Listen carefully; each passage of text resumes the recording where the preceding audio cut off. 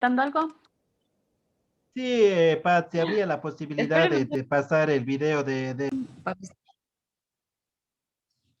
Me he permitido hacer un enfoque bastante audaz sobre la persona de San José, sobre su rol de padre y su rol de esposo también. Entonces, les ruego que prestemos mucha atención y si cometo algún error, pues sepan disculparme, sobre todo al referirme a esta persona tan especial como es San José. Bien, desde que me invitaron a participar en esta exposición, he procurado investigar un poquito más de San José y realmente eh, me ha faltado tiempo, porque es un personaje realmente muy significativo, ¿no? En todo sentido. Entonces vamos a tener aquí, en primer lugar, a la persona de San José.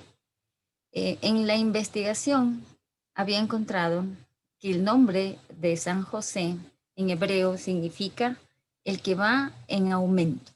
Y así se desarrollaba el carácter de José. Crecía de virtud en virtud hasta llegar a una excelsa santidad. Entonces miren qué interesante, desde el nombre que significa el que va en aumento. Es una persona que se va cultivando poco a poco y que va fortaleciendo su fe, llegando a convertirse en una persona 100% creyente, con una fe sólida e inquebrantable, esta fe que le impulsa a hacer muchas cosas en obediencia a su Dios. José es una persona que conoce totalmente la historia de su pueblo como un buen judío, ¿no? Es llamado también o considerado por la iglesia el santo silencioso. Si nosotros revisamos la historia en el texto bíblico, José no dice nada, él solo obedece, ¿sí? Entonces por eso se lo considera pues el santo silencioso. Ama su trabajo, es una persona responsable, honesta, es obediente, diligente, prudente, es una persona íntegra. Y esta parte me parece muy interesante. Dice, Dios no le asignó a Jesús un padre cualquiera, sino un alma pura. Entonces, dentro de todos los seres humanos, todas las personas que pudieron haber sido escogidas para esta dignidad de padre, pues Dios escogió al mejor, ¿no? Ahora vamos a ver el rol de padre. Para analizar este rol de padre de San José, me he permitido hacer referencia al documento que nombraba padre César hace un momento, que me pareció muy interesante. Este documento que emite el padre Francisco Patris Cordes del Corazón del Padre hace referencia a algunas facetas dentro de su rol de padre de José. Entonces vamos a analizar. Entonces tenemos aquí en primer lugar al Padre amado, al Padre en la ternura, al Padre en la obediencia, al Padre en la acogida, al Padre de la valentía creativa, al Padre trabajador, al Padre en la sombra, al Padre de la vida interior, al Padre de la fe. Haciendo referencia al Padre amado, es muy interesante analizar a San José desde su paternidad. Y es muy interesante también leer los textos que hacen referencia a la figura de San José. Es muy interesante porque hacen referencia en todos los textos que he investigado, hacen referencia a que en San José se prolonga la paternidad de Dios. Jesús conoce el significado de la paternidad en la persona de José. Se hace también visible en el tiempo el amor y el cuidado de Dios Padre a su Hijo. Es muy interesante porque José plasma todo el amor, todo su tiempo, todo su cuidado a su Hijo. Nos enseña también el arte de arropar, de cuidar y proteger al niño que es suyo, su hijo. José también hizo de su vida un servicio en este proyecto celestial de la encarnación. Entonces, es muy interesante porque él no dedicó un par de años nada más a este servicio. Él dedicó toda su vida. Toda su capacidad de amor la pone al servicio del Mesías y es algo maravilloso porque este evento de que el Mesías se hace, el verbo se hace carne, estaba ocurriendo en su casa, ¿sí? En su hogar. Y él deposita todo su amor en esta misión que le fue encomendada. Utiliza también su autoridad legal para proteger a su familia. Él es la persona o el padre, el pilar de esta familia que protege a su esposa y a su hijo. El padre en la ternura. Es muy interesante también porque se determina cómo José vio crecer en sabiduría y en estatura a Jesús. Le enseña a caminar y lo tomaba en sus brazos, lo alzaba hasta sus mejillas y le da de comer. Es todas las actividades que normalmente hace un padre. La ternura es el mejor modo de tocar lo frágil de nosotros. Cuando nosotros tenemos alguna conducta que corregir, pues la mejor forma de acercarnos a nuestros hermanos, a las otras personas, para corregir esa conducta que puede ser inadecuada, pues es la ternura. Y José la utiliza muy bien. La ternura que viene de Dios nos acoge. Entonces aquí es muy interesante porque José hace de su ternura un lugar de acogida. Esa ternura que sostiene, que perdona, que no condena. Y eso es lo que enseña José a Jesús con su accionar. El Padre en la obediencia. José no discutió nunca las órdenes impartidas en el sueño, que eran mensajes de Dios. Jamás refutó, no preguntó, sino que obedeció. Las ejecuta fielmente, aunque estas implican abandonar todo lo que él había conseguido hasta ese momento. Imagínense, abandona sus amistades, su trabajo, la seguridad de vivir en su casa y afronta lo desconocido por proteger a ese niño que iba a nacer en su hogar. Tenemos también al Padre en la acogida. José no pone condiciones. Cuando él ve a María y aparentemente pues no tiene mucha información de lo que estaba sucediendo con su maternidad, él duda, ¿no? Él tiene algo de miedo y cuando recibe el mensaje celestial, él acoge a su esposa con responsabilidad. Lo noble de su corazón le hace acoger a María sin violencia psicológica, ni verbal, ni física. Él simplemente acoge y cumple con responsabilidad su rol de esposo y de padre. José se presenta también como un varón respetuoso, es un varón delicado, es valiente, es fuerte y decidido. José como padre de la valentía creativa. Esta faceta de José me pareció muy, muy interesante y si nosotros analizamos las pocas líneas que hablan en los evangelios de José, en realidad es una persona muy audaz, muy creativa, muy asertiva, no duda. Todas estas cualidades surgen pues cuando nosotros nos encontramos todos los seres humanos en dificultades. Cuando precisamente hay dificultades, nosotros desarrollamos esta capacidad de ser valientes y creativos. Me pareció muy interesante esta referencia que hacen o que se hacen en los textos en cuanto a José.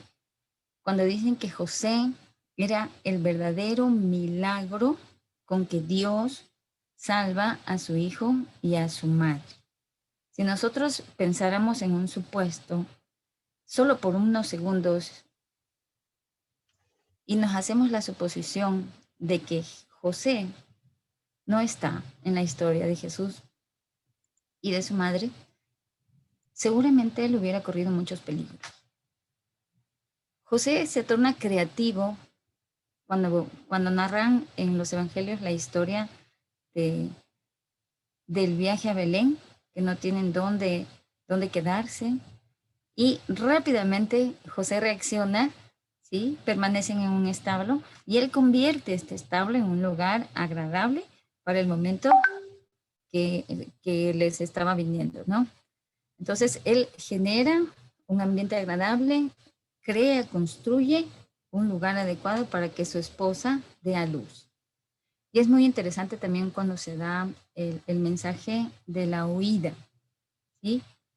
José huye inmediatamente, él no espera hasta que sea temprano, hasta que esté el sol, no, él huye en la noche, prepara la huida y convierte todos los problemas en una oportunidad. La noche puede ser la mejor compañera para fortalecer y favorecer este proceso de la huida a Egipto. Antepone también siempre la providencia y la confianza en el Señor. Esto es muy interesante, ¿no? Y el Hijo de Dios viene del mundo expuesto a gran debilidad. Esto me parece muy cierto, ¿sí? Siendo el Hijo de Dios, viene a este mundo expuesto a gran debilidad, es muy susceptible de cualquier daño que puedan hacer las personas que en ese tiempo tenían mucho poder y necesitan, tanto Jesús como su madre, necesitan a José para sobrevivir. Sin él, pues no lo hubieran logrado. El enfoque de padre trabajador. A José se lo conoce como un carpintero honesto, ¿sí? De él Jesús aprende a ganarse el pan con el esfuerzo y la dignidad de su trabajo. Esto es muy interesante porque hoy en día pues una familia que se expone al desempleo está más propensa a situaciones difíciles que van a fracturar incluso su convivencia. El padre en la sombra. José es la sombra de su Padre Celestial en la tierra. Lo auxilia, lo protege, no se apartará jamás de su lado. Nadie nace padre, sino que se hace. Esto me parece muy interesante, ¿no? Hoy en día, pues, no todas las personas, más bien ninguna persona está preparada para este oficio tan importante de ser padre. Nos hacemos padre en el camino, ¿cierto? Y José también tuvo ese reto. Ser padre significa introducir al niño en la experiencia de la vida. Ser padre significa darse a sí mismo, en ocasiones olvidándonos de nosotros mismos. Y esto es muy importante al final también cuando en el texto de Patrick Scorde, el Papa Francisco hace referencia a que cuando somos padres, nuestra obligación también es no retener a nuestros hijos, no encarcelarlo, no tenerlo encerrado, no poseerlo, sino que debemos lograr que el convivir con nuestros hijos, al convivir con nuestros hijos, ellos sean capaces de elegir, ¿sí? Su carrera, sus caminos y ser libres, discernir, ¿sí? Y eso es precisamente lo que hace José. Padre de la vida interior. José también, al ser consciente de la realidad de todo lo que le tocaba pues asumir, obra por lo que es correcto, ¿sí? Algo fantástico estaba ocurriendo en su casa, en su hogar, y descubre dentro de sí la presencia de alguien supremo y decide escuchar. Cultiva su mundo interior con sinceridad, ¿sí? Y él cumple a cabalidad la misión que se le ha pedido que cumpla. Padre en la fe. Como padre, José no se opuso al plan de Dios ni cuestionó sus mandatos, sino que conociendo la divina voluntad cuidó, acompañó y en su ánimo ardiente bendijo a su hijo a fin de que anunciara la palabra y se cumplieran en el mundo los designios del Padre. Muy bien, ahora me voy a pasar al otro ámbito, al otro rol que desempeñó José, para luego hacer una comparativa, si me lo permiten. José como esposo. José Es descrito en todos los textos y en la Biblia misma como un esposo justo, prudente, amable. Es un buen proveedor, buen administrador. Cuida a María y al Rey del Universo en el seno de su hogar. Fue un silencioso y humilde servidor que desempeñó su rol cabalmente. Protege a la Sagrada Familia. Él es el pilar de la familia. Fue sostén de una cándida esposa y de un Dios encarnado. Él sabe ser un digno compañero de su esposa, y lo interesante de todos estos textos es que en esa familia, en esa sagrada familia, se vivía realmente el amor con sentimientos puros. Lo más bello de todo este rol que tuvo que desempeñar José como esposo y como padre es que juntos educaron a un niño, a Jesús, y le acompaña en las misiones, le apoya, le cría y le ama. Muy interesantes. Ahora, si me permiten, no pierdan el contexto de todo lo que este documento tan hermoso del Patrick's Cordell nos hace referencia con respecto a José. Ahora, si me permiten ustedes, yo voy a hacer una comparativa con los padres actuales, ¿sí? Entonces, no olvidemos lo que es José. Ahora vamos a compararlo con lo que somos hoy en día. Nuevos estilos de ser padre. Hoy en día, pues, nosotros manejamos algunos conceptos que pudieron ser válidos en su momento, pero que en ocasiones nos juega de mala forma. Entonces vamos a analizar cada uno de estos. Los conceptos que están de moda hoy en día para los padres. Primero, que hay que ser amigos de los hijos, que hay que darles confianza, que mis hijos no sufran lo que yo sufrí, que hay que satisfacer sus necesidades y deseos, que no hay que afectar su autoestima, que hay que darles calidad y no cantidad de tiempo. Entonces, no pierdan de vista estos conceptos. Vamos a continuar y luego hacemos una comparativa con José. Hay que ser amigos de los hijos. Entonces, este es un concepto que se está manejando desde hace mucho tiempo, ¿sí? Y sobre todo se pone mucho énfasis en el ámbito educativo, ¿no? Cuando los jóvenes, los niños jóvenes, sobre todo los adolescentes, tienen algunas dificultades propias de su edad, es lo que sugieren, ¿no? Es lo que se nos sugiere, tanto los docentes como el personal que trabaja en educación. Nos sugieren a todos los padres que tratemos de ser amigos de nuestros hijos para ganarnos su confianza y podamos construir relaciones sólidas. Pero vamos a ver algunas ventajas y desventajas sobre esto. En primer lugar, vamos a analizar lo que es un amigo, ¿sí? ¿Qué es un amigo? Un amigo es nuestro confidente. Un amigo no ejerce ningún control sobre nosotros, no nos está preguntando dónde estamos, a qué hora llegamos, que por qué nos atrasamos. Bueno, de repente solo si teníamos cita con los amigos y nos atrasamos, ¿no es cierto? Un amigo nos genera confianza. Generalmente un amigo no exige, ¿sí? Generalmente esta amistad se va construyendo. Nadie tiene la obligación de ser amigo de nadie, sino que esto se da de manera espontánea. La amistad también se construye en horas de compartir. Generalmente los niños y los jóvenes y nosotros también como adultos construimos la amistad tras compartir muchas horas. Puede ser en lugares de trabajo, en lugares de estudio. También tenemos amigos de años que han compartido con nosotros niveles diferentes de educación. Un amigo tampoco falla, ¿sí? Y esto es muy interesante. Cuando nosotros apreciamos a los amigos, pues nosotros nos autoexigimos. Somos puntuales, no faltamos a la cita.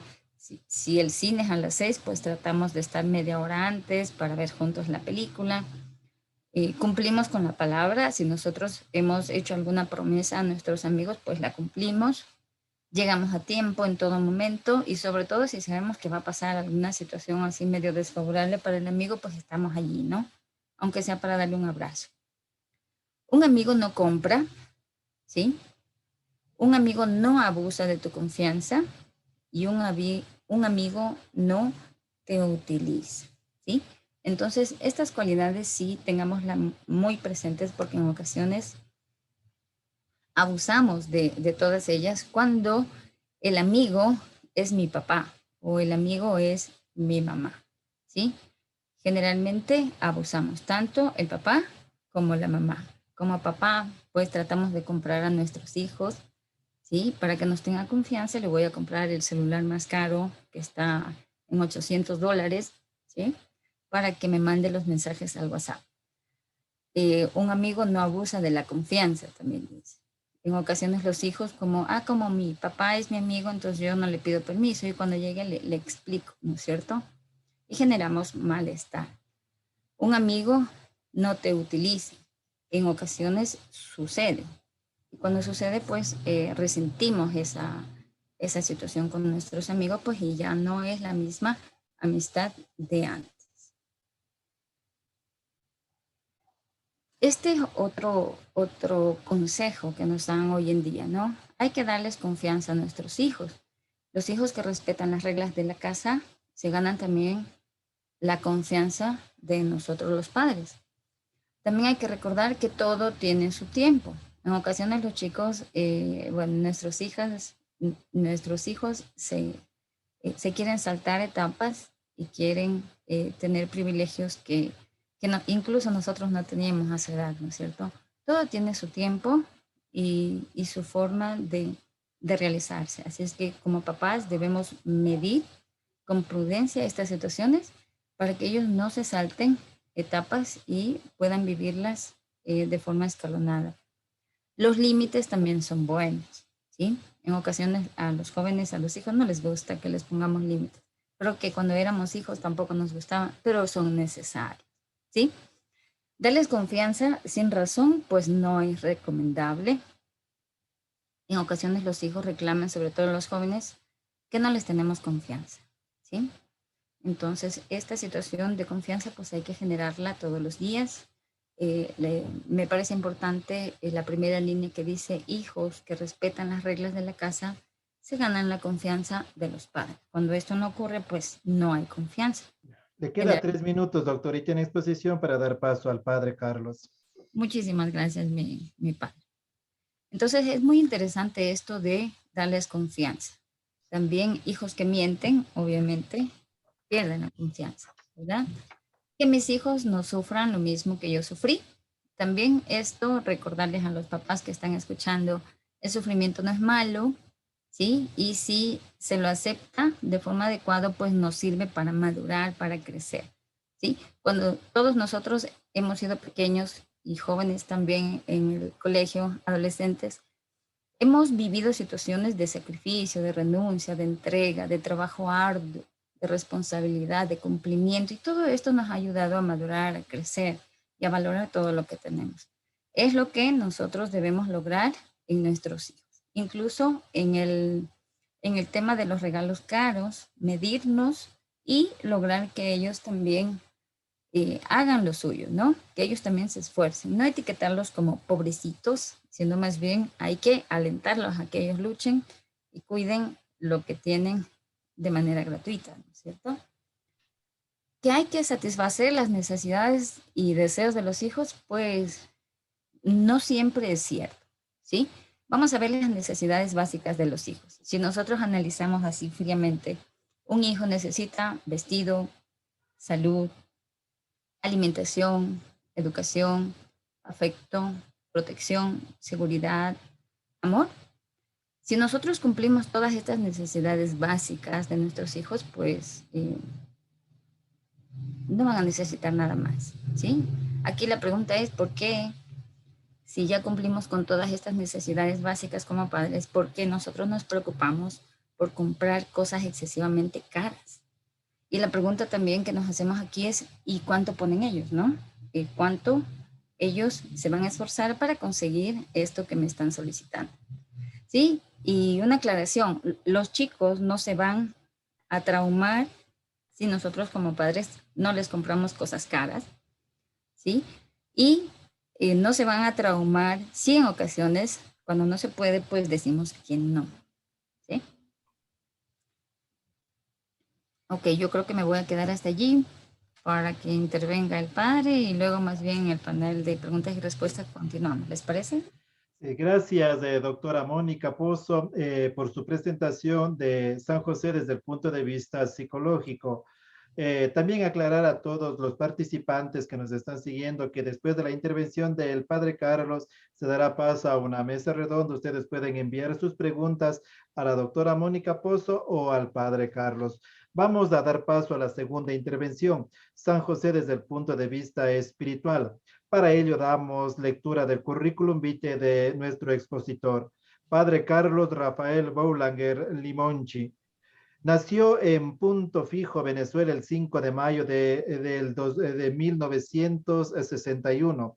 Sacerdote perteneciente a la Hermandad de Sacerdotes Operarios Diocesanos del Corazón de Jesús, recibió el Sagrado Orden Sacerdotal el 7 de marzo de 1998. Sus estudios realizados: ingeniero químico por la Universidad de Carabobo, Venezuela. Licenciado en Filosofía por la Universidad Santa Rosa de Lima, en Caracas.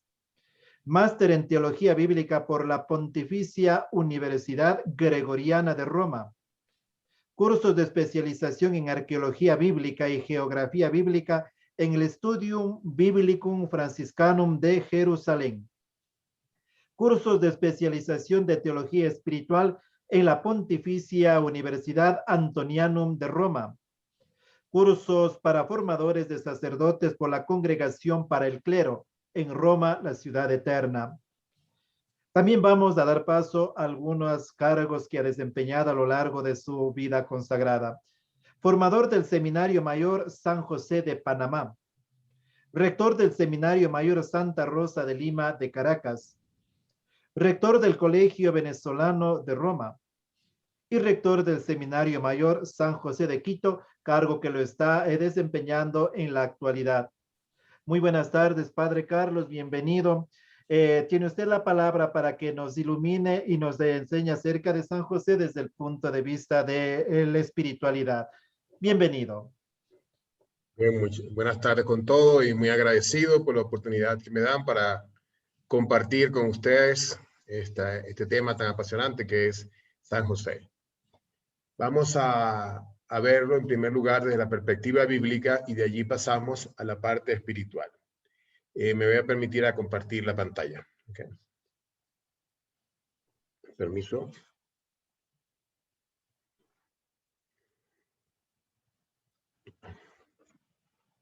A ver, compartir pantalla. Permiso. Okay.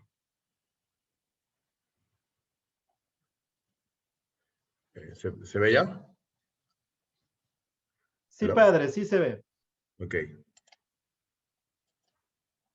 Bien, entonces estamos aquí con el tema de San José, una aproximación bíblica, teológica y espiritual. San José es el hombre del silencio, ¿no? Podríamos identificarlo. En las Sagradas Escrituras tenemos una presencia de San José bastante discreta, podríamos decir. Aquí está un icono hermoso donde se representa las diversas etapas de la vida y la muerte de San José según la Biblia y los apócrifos. Bien, aunque San José es una figura importante en la historia de la salvación, sin embargo, su presencia en la Biblia es muy discreta.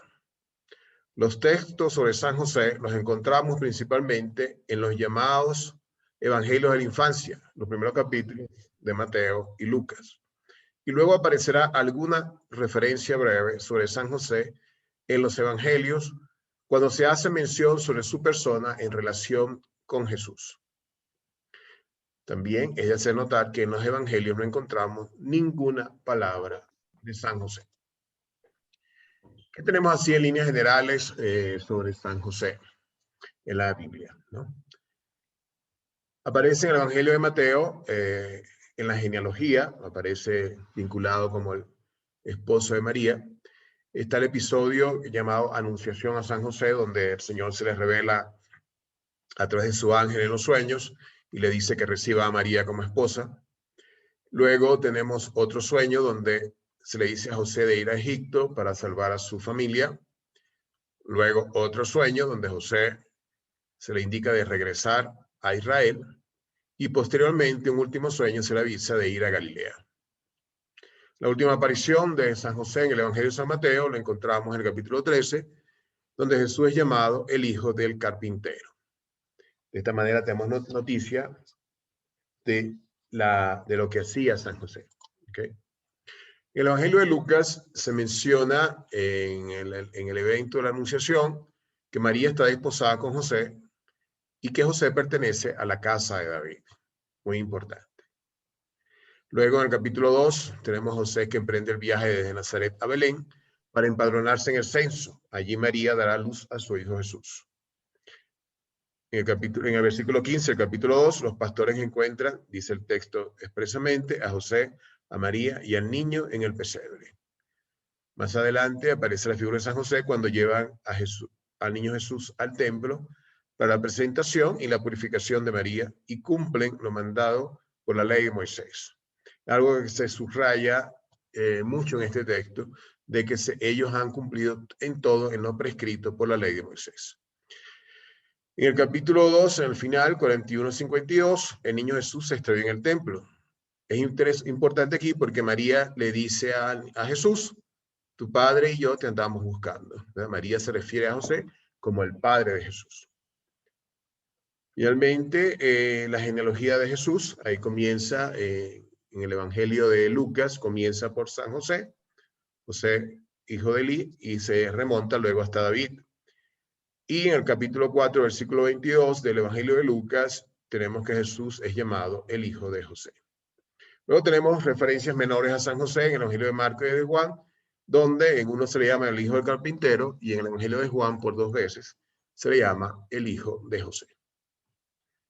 Bien, entonces estamos viendo, ¿verdad? El marco bíblico es bastante concreto, no es algo que se extienda mucho, pero es lo suficiente para conocer a esta gran figura del silencio y de la humildad.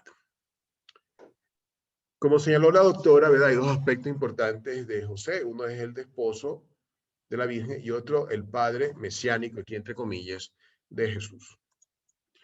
Vemos aquí esta representación de un cuadro de Rafael Sanzio, donde se presentan los desposorios de José y la Virgen, con el sacerdote del templo y donde su vara está florecida. Esta es una escena de los evangelios apócrifos. Pero sí nos habla de esa dimensión esponsal de San José. Dice el Papa Francisco, la grandeza de San José consiste en el hecho de que fue el esposo de María y el padre de Jesús.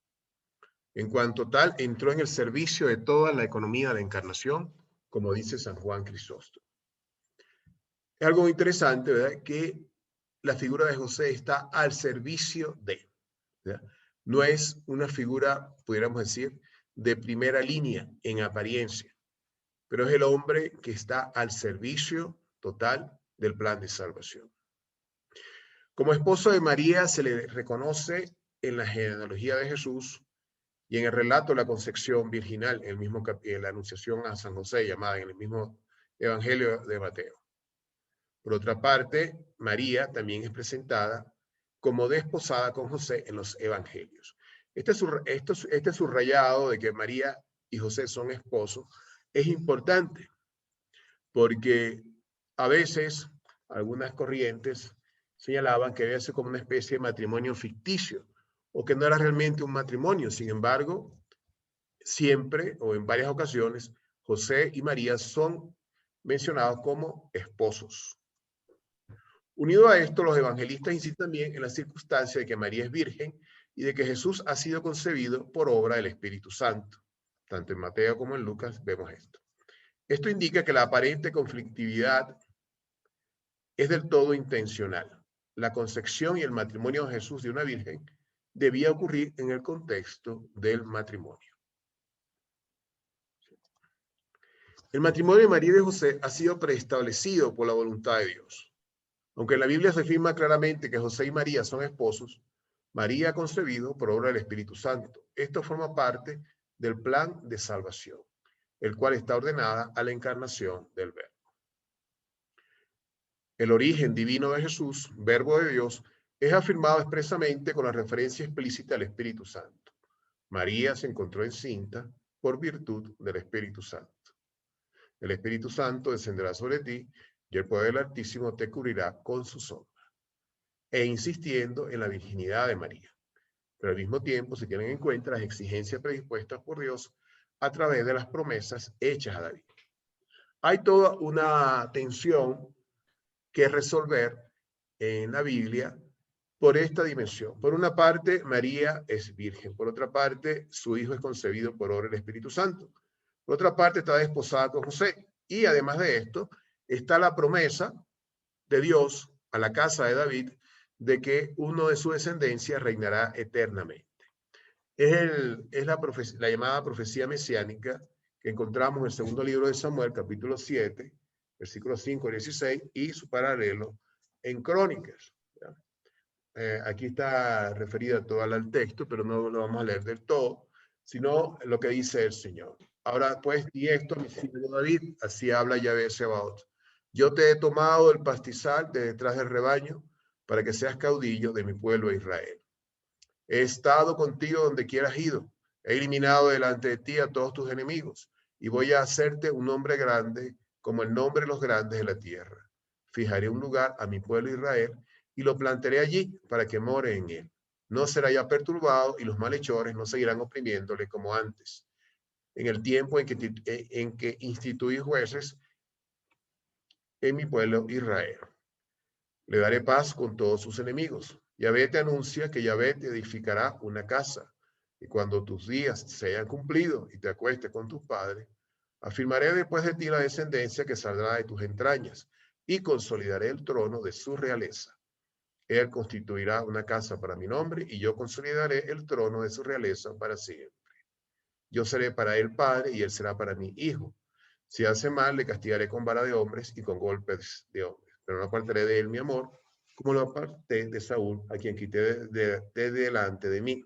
Tu casa y tu reino permanecerán para siempre ante mí. Tu trono estará firme eternamente. Esta larga cita creo que es importante que la tengamos en cuenta, porque es lo que desencadena todas las expectativas mesiánicas que encontramos en la Sagrada Escritura. Expectativas que movieron y mueven todavía la historia de Israel. Un descendiente de la casa de David será el que dirigirá los destinos del pueblo. Pero aquí hay una afirmación que viene del mismo Yahvé, que su trono reinará eternamente. Este oráculo tuvo una gran repercusión en la historia política y religiosa del pueblo de Dios. Políticamente aseguró la continuidad de la dinastía davídica en el reino del sur, en Judá, mientras el reino del norte, en Israel, fue víctima de continuas conspiraciones y asesinatos para instaurar nuevas dinastías. La dinastía del sur se mantuvo siempre firme. Desde el punto de vista religioso, la trascendencia de este capítulo fue aún mayor. Cuando desapareció la monarquía judía en el año 1586, ciertos grupos mantuvieron la firme esperanza de que la promesa de Dios era eterna. Podían estar sin rey, pero algún día surgiría un descendiente de David para recoger su herencia y salvar al pueblo. Esta esperanza, contra toda esperanza, se mantuvo a lo largo de los siglos y el rey esperado adquirió tintes cada vez más grandiosos. No sería un simple descendiente de David, sería el Salvador definitivo, el ungido por antonomasia, el Mesías. Los grupos que alentaban una esperanza mesiánica en Israel, entre ellos los primeros cristianos, siempre hundían sus raíces en este importante oráculo. Es decir, esto que acabamos de ver del libro de Samuel y que encontramos también en el primer libro de Crónicas, es la gran promesa, podríamos decir, la gran esperanza, la gran expectativa de la historia del pueblo de Israel. ¿Cómo se resuelve esta tensión entre la virginidad de María y la expectativa davídica? ¿Verdad? Encontramos esta respuesta en las genealogías que están en el primer capítulo de Mateo y en el tercer capítulo de Lucas, donde se subraya el carácter davídico de Jesús. La genealogía legaliza la pertenencia de Jesús a la estirpe de David con un respeto absoluto a la acción del Espíritu Santo. El puente entre José, hijo de David, y Jesús lo constituye el matrimonio de José, al que se designa expresamente como esposo de María, de la cual nace Jesús. La legitimidad de la descendencia davídica de Jesús depende únicamente del verdadero matrimonio de José con María. Por eso es que no puede ser una farsa, una parodia. Tiene que ser un matrimonio real, porque si no, no se cumple la promesa mesiánica. De ahí la exigencia de que José conserve el vínculo conyugal e imponga el nombre a Jesús, que era labor propia del Padre, reconociendo jurídicamente como propio al hijo de su legítima esposa. La vocación de José a ser de padre de Jesús es central en esta figura. San Mateo nos muestra cómo el niño, a pesar de haber sido concebido por el Espíritu Santo, puede y debe ser considerado heredero del trono de David. En cuanto hijo de David, es como toma José consigo a María y hace que Jesús participe de la genealogía davídica. Jesús es hijo de David porque lo es de José. Así pues, la realidad de la concepción virginal de Jesús era un dato indiscutible.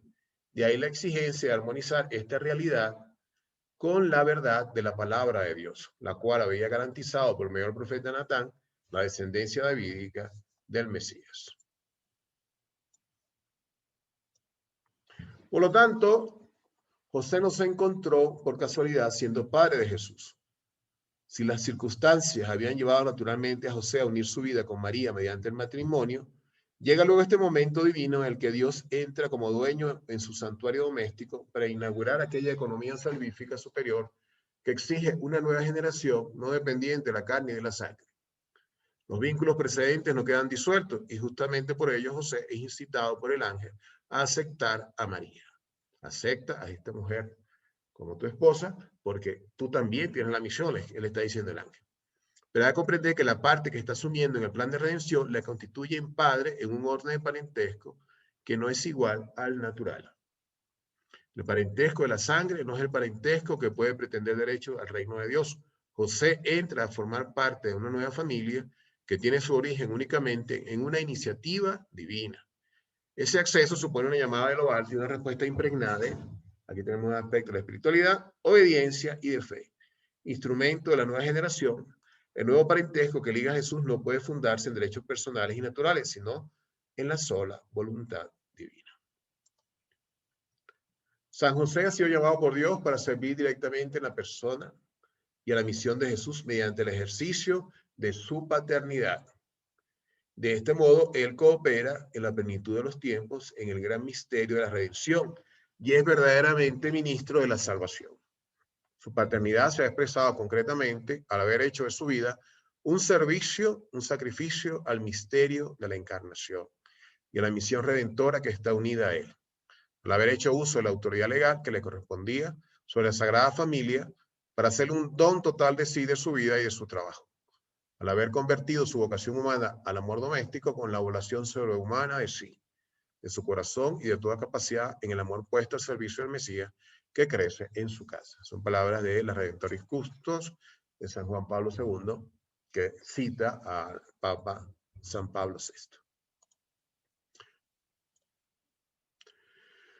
Después de haber visto algunos aspectos de la dimensión bíblica, ¿verdad? Donde subrayamos la importancia de José esposo, José padre y José, podemos decir, hijo de David.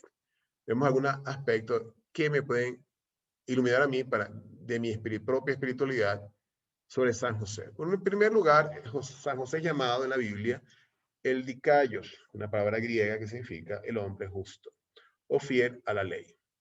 Por ser justo, determinó dejar secretamente a su desposada. La causa de esta decisión se busca e indica en dos direcciones opuestas, o la sospecha o el temor reverencial. José podía haber sospechado, que es una hipótesis, ¿verdad?, que María era adúltera, ya que ignora el misterio ocurrido. Según otra hipótesis dice más bien que José sí sabía lo que había ocurrido y tenía un temor reverencial. Por ello decide obrar impulsado por un sentimiento de genuina humildad que le hace aparecer a sus propios ojos como indigno de llamarse padre del Hijo de Dios o de tener a aquella mujer objeto de particular atención divina. Hay una vía media que la constituye otra hipótesis, según la cual José, aunque no conocía el misterio, sentiría tal estima por la virtud de María que se negó a juzgarla. Esto es muy hermoso también, ¿no? esta hipótesis, ¿no? Que es la que mayoritariamente la gente asume. ¿Okay? José intentaba separarse secretamente para no perjudicar a María. Su justicia está marcada por la bondad y por la caridad. En el contexto de la hipótesis del temor, las palabras del ángel sobre la concepción por virtud del Espíritu Santo son solo una confirmación de lo que José ya conocería. María espera un hijo concebido por el Espíritu Santo. Si José, en virtud del conocimiento de la concepción virginal, había decidido romper el vínculo precedente con María, la justicia de José consistiría pues en la actitud reverente hacia una voluntad divina evidentemente presente. El ángel invoca justamente la concepción virginal para que José permanezca en su puesto, pues tiene un cometido que desempeñar, porque debe hacer de padre el niño, el hijo de David, a pesar de la concepción virginal, tomará consigo la madre de Jesús, hizo como el ángel del Señor le había mandado. Entonces, por una parte vemos la justicia, la bondad, la caridad, ¿verdad? El no desear mal, el querer respetar a María a pesar de que no sabía, no entendía. Otro aspecto de la espiritualidad de San José que se subraya es la obediencia a Dios, obviamente. Varias ocasiones encontramos cuando José despertó del sueño, hizo lo que el ángel del Señor le había mandado. Esto lo vemos en los 4 sueños que hay de José que se narran en el Evangelio de Mateo. José hace lo que el Señor le ha mandado. En el texto de la presentación de Jesús en el templo, el capítulo 2 del Evangelio de San Lucas, también se señala en varias ocasiones que María y José cumplieron exactamente las prescripciones de la ley. ¿Ya? Se presentan para su hijo al templo, lo van a rescatar con 2 pichones, etcétera, etcétera. O sea, cumplen lo mandado por la ley de Moisés. Esta obediencia a la voluntad de Dios la realiza José de modo consciente y libre. José asume su vocación desde el don de sí mismo al plan de Dios. Por ello no duda a las indicaciones de Dios. Tenemos justicia, obediencia. Pero esta justicia, esta obediencia no nacen de la nada. Esto nace de una actitud de silencio y de vida interior profunda que se transparenta en las acciones de José. Como ya he señalado, no tenemos ninguna palabra de José en toda la Sagrada Escritura. Pero tenemos sus acciones que nos hablan mucho de su vida interior. La disponibilidad y obediencia de San José, la respuesta generosa que dio a la exigencia de su vocación, solamente puede ser fruto de una profunda vida interior, de una vida de oración, de una vida de contemplación, de un silencio, de una disponibilidad a la voluntad de Dios. Eso no nace de la noche a la mañana. San José es el hombre que ora, es el hombre que cultiva su vida interior y a su vez esto le da fuerzas para seguir adelante. El Papa Juan Pablo II lo decía de esta manera. El sacrificio total que José hizo de toda su existencia a las exigencias, a la venida del Mesías, a su propia casa, encuentra una razón adecuada en su insondable vida interior, de la que le llegan mandatos y consuelos singularísimos, y de donde surge para él la lógica y la fuerza, propia de las almas sencillas y limpias, para las grandes decisiones, como las de poner enseguida a disposición de los designios divinos su libertad, su legítima vocación humana, su fidelidad conyugal, aceptando de la familia su condición propia, su responsabilidad y peso, y renunciando por un amor virginal incomparable al natural amor conyugal que la constituye y alimenta. Luego tenemos el tema, otro de los aspectos que se subrayamos en San José es la humildad. San José no buscó los primeros puestos, no fue protagonista, estuvo al servicio del plan de salvación, al servicio, podemos decir, de Jesús y de María. Por ello, colaboró fiel y humildemente al plan de Dios en su vida. José nos enseña que la única grandeza del creyente consiste en servir a Dios y al prójimo. que la única fecundidad procede de una vida que, desdeñando las vanas apariencias, se aplica a realizar consciente y amorosamente su deber, por humilde que sea, sin buscar otra recompensa que agradar a Dios y someterse a sus designios. La humildad de José fue vivir con entrega y alegría la vocación a la que Dios le llamó. Es decir, vivir tu vocación con alegría es humildad.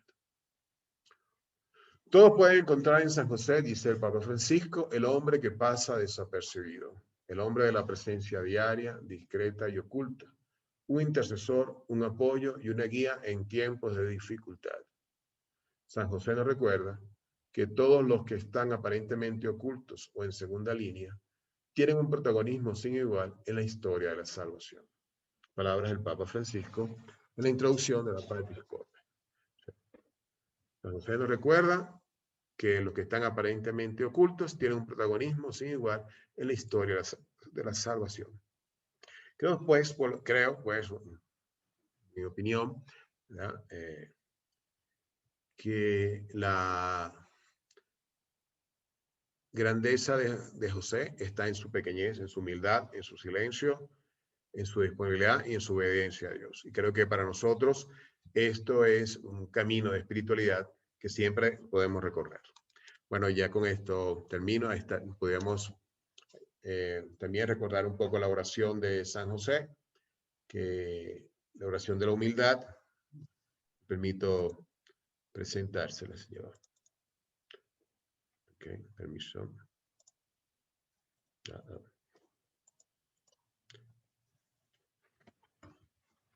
Que no va a compartir la pantalla, perdón.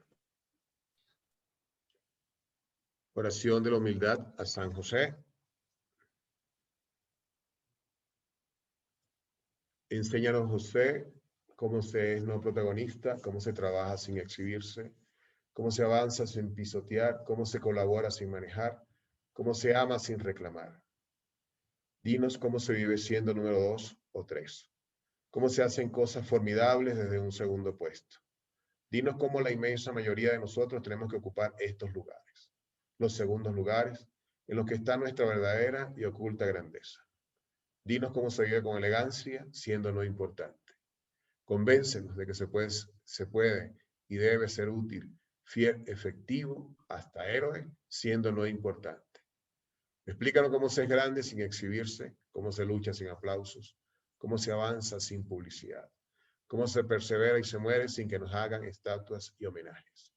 Cómo se hace para ser útil, positivo y generoso sin necesidad de ser importante y todavía más difícil, cómo se hace para darlo todo sin ser protagonista y a pesar de ello sentir por dentro paz, una felicidad, un gozo profundo. Enséñanos, José. Amén. Bueno, muchas gracias con todos. Gracias, Padre Carlos. Muy interesante, muy explícita su exposición en torno a la espiritualidad y a San José también. El descubrir la presencia de San José, aunque él quiere permanecer en el anonimato, pero sin embargo, Dios nuestro Señor, él hace su camino y lo muestra San José. Hay un paralelismo bastante interesante con la vida de la Virgen María. Muy bien, estimados amigos, amigas que están siguiendo este evento, este webinar en honor de San José. Ahora, si es que alguno de ustedes tiene alguna pregunta, puede realizarla a través del chat y ya sea la doctora Mónica Pozo, que nos ha expuesto desde el punto de vista psicológico, o también al padre Carlos, que nos ha expuesto desde el punto de vista teológico espiritual. Adelante, pueden participar los que deseen.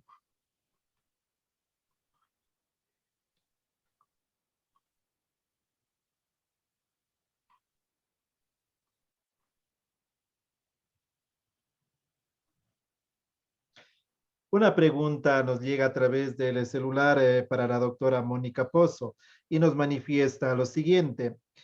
Ante la ola de divorcios, de separaciones y de otras realidades que están terriblemente resquebrajando la unidad familiar y los que llevan el mayor problema son los hijos.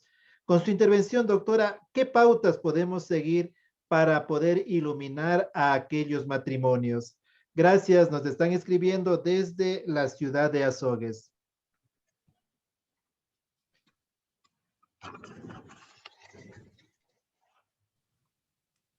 Bien, gracias por la pregunta. Bueno, pues muy interesante.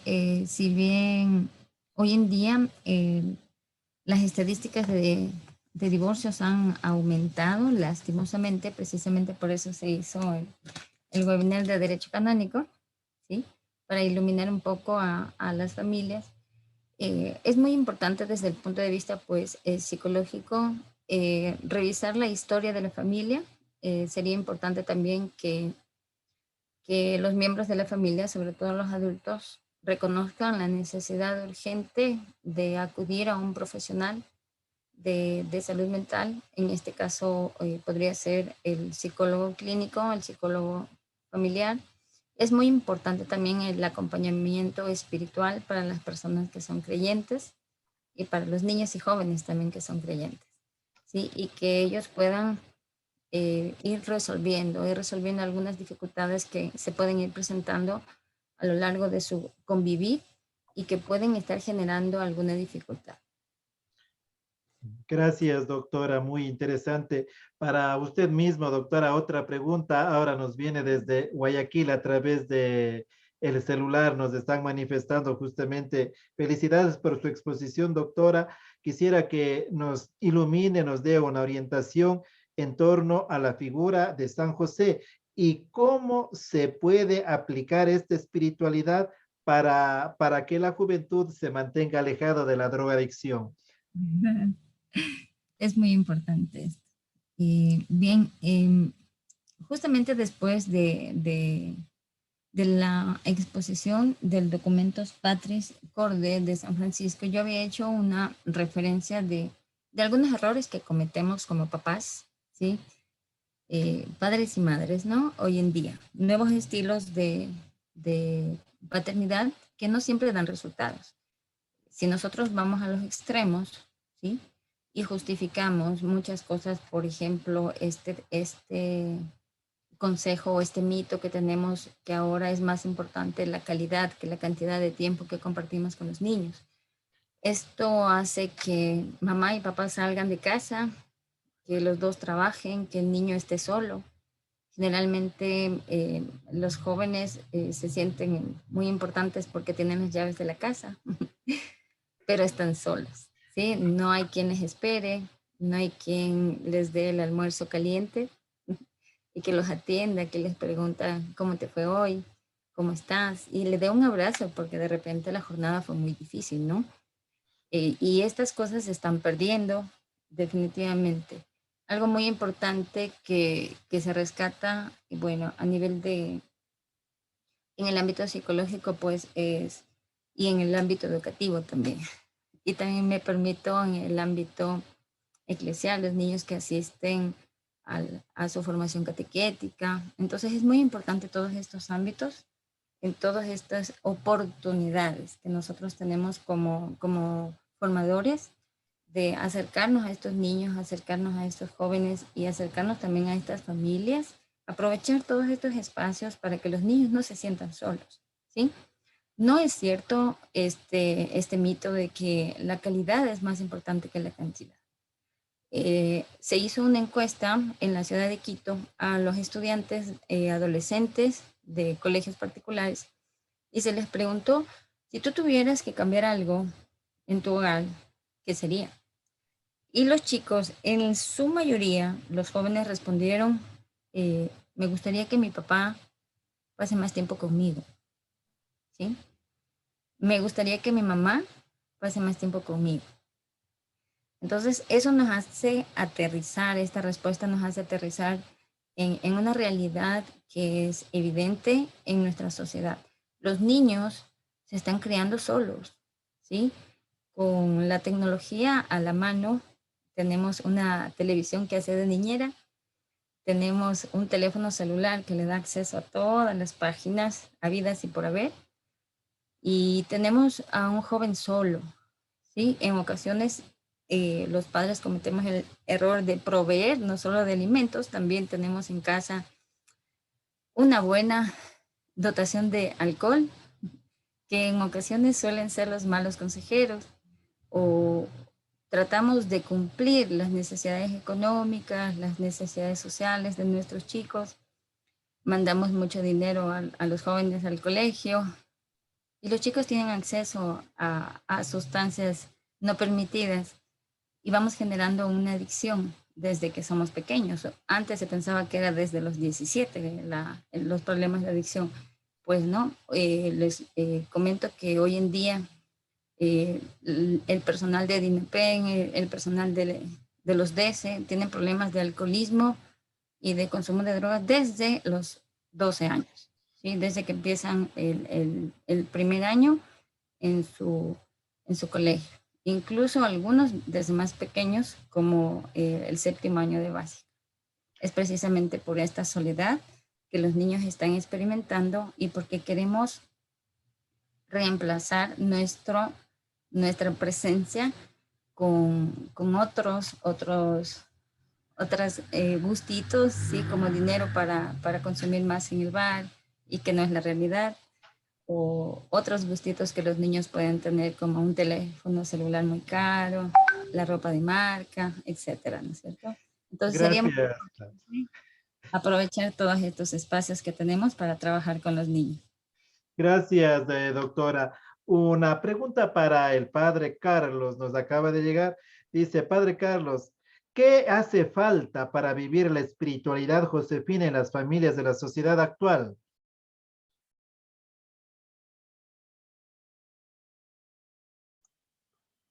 Bien, está muy relacionado con lo que señalaba la doctora ahora, ¿no? Estamos en una sociedad donde se privilegia la cultura de aparecer antes que ser, donde se cultiva mucho una sociedad narcisista, donde pareciera que lo más importante son los likes que yo logro en mis redes sociales. San José va hacia otro estilo, hacia otra forma de ser. San José va hacia el ser más que al aparecer, hacia el sentido de responsabilidad y de servicio, a pesar de no ser protagonista. En la cultura no del narcisismo, sino de la entrega generosa de la vida. Y estos son valores que podemos ir inculcando en las familias, desde pequeños, con el testimonio, ¿verdad? Tanto de los padres como de los adultos que están en el hogar, y también con la educación en la sobriedad, en la austeridad, en la responsabilidad, que deben ser educados los más pequeños de la casa, los jóvenes, los niños. Creo que el cultivo de la espiritualidad josefina va hacia esa dimensión. Y por otra parte, una de las cosas que en la familia también se ha de cultivar es la espiritualidad de la vocación. Que se respete las llamadas de Dios que puede haber en la familia. Y no me refiero únicamente a la llamada hacia una vida consagrada o a una vida sacerdotal, sino a lo que Dios le pida a la persona.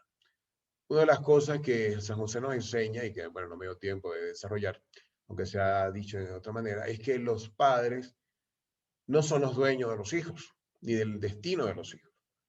Los padres están al servicio de la educación de los hijos, y los padres han de favorecer que el hijo pueda escuchar la voz de Dios en su hogar. Y ese es el testimonio, creo que San José nos enseña. El amor, la responsabilidad, la entrega generosa, y no el narcisismo, el aparecer, el derroche, la vanagloria. Gracias, padre. Una pregunta para usted mismo. ¿Se puede considerar a San José como modelo de padre, aunque no es padre biológico de Jesús? Y se conoce muy poco de la vida de José y no se sabe de la relación que tenía con Jesús. Bien, sí, comenzando por la parte final, ¿verdad? Hay un gran silencio bíblico sobre San José. La piedad popular y la curiosidad, bueno, la sana curiosidad, ha querido rellenar estos vacíos a través sobre todo de material apócrifo, ¿no? Hay muchos libros apócrifos donde se habla de San José, su matrimonio, su muerte, etc. Pero no tenemos mayor información bíblica, que es nuestra principal fuente. Por otra parte, disculpen, por otra parte, San José puede ser un modelo de familia, sí puede ser un modelo de familia. ¿Por qué San José puede ser, perdón, de padre? Claro que puede serlo. Recordemos que la paternidad no es únicamente la paternidad biológica, ¿okay? La paternidad es sobre todo la figura paterna que ayuda a desarrollar la personalidad de la persona, que lo educa en los valores, que le va guiando por el camino. Esto, bueno, lo sabe mejor la doctora Mónica que yo, ¿no? Que la figura paterna es aquella figura que va protegiendo, que va nutriendo, que va educando. Y esto lo hizo San José. Es muy bonito una de las frases que tenemos en la Redentoris Custo de Juan Pablo II, decía que Jesús aprendió mucho de sus valores, mucho de sus oraciones, mucho de la manera de trabajar de San José. Y Jesús lo considera verdaderamente su padre, ¿no? Vemos el episodio del niño perdido en el templo, cuando María le dice, tu padre y yo te estamos buscando. Y Jesús hace referencia al Padre del cielo, pero no niega la paternidad que José, y como cabeza de familia, tiene en la casa. Okay. Gracias, padre. Tenemos muchísimas preguntas que nos están llegando, pero por el tiempo, por el factor tiempo, vamos a realizar la última y es dirigida a usted. Desde Loja, padre, dice, antes no se mencionaba a San José en la plegaria eucarística, hoy sí lo hacemos. ¿Por qué razón? Saludos desde Loja. Bien, sí, la figura de San José ha ido creciendo en la misma espiritualidad y devoción cristiana. Hasta la Edad Media San José estaba bastante desconocido, no se le rezaba a San José, no había la devoción, ni había culto público. Empieza un gran desarrollo a la figura de San José, al rezar a San José, sobre todo con Santa Teresa de Jesús, la familia carmelitana, y por otra parte, un siervo de María, desarrollaron a finales de la Edad Media, comienzo del siglo XV, XVI, toda esta 16, 17, esta promoción de la figura de San José. San José la ha representado antes como un anciano que se desentendía de Jesús, y ahora luego, ¿verdad? Tenemos la hermosa figura donde se representa como el hombre joven, robusto, viril, gallardo, que entrega su vida generosamente. No es el anciano chocho que está arrastrándose, ¿verdad? Porque lo querían de alguna manera, querían salvaguardar la virginidad de María a través de la ancianidad decadente de San José. Pero no es así, ahora se representa de una manera vigorosa, como un joven, ¿okay? Porque eso es realmente su entrega y su sacrificio. Por otra parte, fue el Papa Juan XXIII, introduce el nombre de San José en el canon romano, en la plegaria eucarística primera, cuando era papa ya por el año 1960. El Papa Juan XXIII quiso de esa manera fomentar la devoción a San José. Luego, con el Papa Francisco, recientemente, hace unos pocos años, introdujo, ¿verdad?, a San José, que se nombrara al igual que la Santísima Virgen en los cánones, ¿no? Pero una cuestión de que se vaya conociendo, se vaya valorando esta figura. ¿Okay? Recordemos que el Papa Francisco tiene el símbolo de San José en su escudo episcopal. ¿Okay? Gracias, padre, gracias, doctora, gracias a todos los participantes. De fin, tenemos muchísimas preguntas que nos están llegando, pero como manifesté, por el tiempo es imposible. Queremos darle gracias a Dios primero por habernos dado a San José en este mundo. Y aparte de ello, también darle gracias a la Universidad Católica de Cuenca que nos ha colaborado para este webinar en honor de San José. Y también aprovechar, hermanas, hermanos, amigos, amigas, para mostrarles la revista que hemos producido, la revista Carisma, que anualmente el Estudio de Filosofía y Teología Cardenal Echeverría del Convento de San Francisco lo realizamos. Y este año justamente va dedicado a San José, mis hermanos. Dios quiera que haya la oportunidad para poder hacerlo llegar tanto a Cuenca, a la Universidad Católica de Cuenca y a los distintos lugares, a los seminarios, a los conventos y a todos ustedes que nos han acompañado en esta tarde. Qué gusto, tantas personas que han deseado conocer a San José y esperemos, mis hermanos, que podamos nosotros o que hayamos podido, junto con nuestros panelistas, llegar hasta ustedes con este pequeño mensaje de Dios por medio de su siervo, San José, que siempre permanece en el anonimato, pero este año el Santo Padre, el Papa Francisco, ha querido dárnoslos a conocer. No sé si tienen alguna cuestión, alguna cosita que añadir, doctora, padre, o de lo contrario podemos ya dar por concluido este evento. Bueno, solo agradecer la oportunidad que se nos ha dado a través de la Universidad Católica de Cuenca y la Universidad Franciscana Cardenal Echeverría para poder participar y compartir con ustedes un poco sobre esta pequeña gran figura de San José. Dios los bendiga. Gracias, Padre, a usted le agradecemos infinitamente y que San José siempre le bendiga. Padre, yo le agradezco muchísimo. Investigar la figura de San José, la persona de San José ha sido muy interesante. Y créame que ahora que le conozco un poquito más, pues le he puesto más atención a sus virtudes, a su forma de actuar. Y me parece muy interesante, sería un logro muy grande que todos los padres de hoy en día logremos imitar la espiritualidad de San José, su conducta, su accionar, su dedicación, su asertividad para construir un hogar estable, digno, donde se genere la fe y el amor real.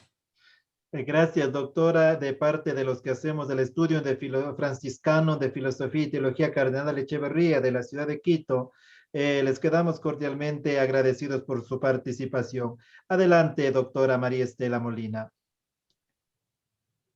Quiero agradecer, Padre Cecitas, también al señor rector, a Mónica y a todos los estudiantes que participaron. Me quedaba maravillada al escuchar todas las virtudes de San José.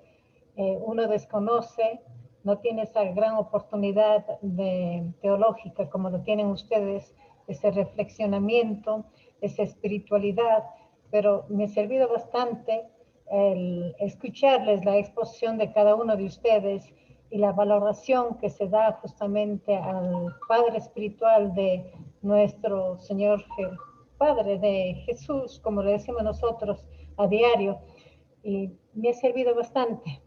Y ojalá pudiera, digamos, a pesar de que leo la Biblia, ¿no? Y leo especialmente los Salmos, pero al escuchar justamente a la ponencia de cada uno de ustedes y las preguntas que realizan los participantes, me ha servido bastante. Doy gracias por haberme invitado y por haber asistido justamente con estas reflexiones de ustedes. Gracias, doctora. De igual manera, a nombre de la comunidad franciscana en Ecuador, queremos agradecer al señor rector de la Universidad Católica de Cuenca, doctor Enrique Pozo, al señor decano doctor Bolívar Cabrera y a todos los que diligentemente nos han ayudado, nos han acompañado y siempre están promocionando todo aquello que nosotros hacemos, nuestra producción filosófico-teológica desde el estudio filosófico Cardenal Echeverría.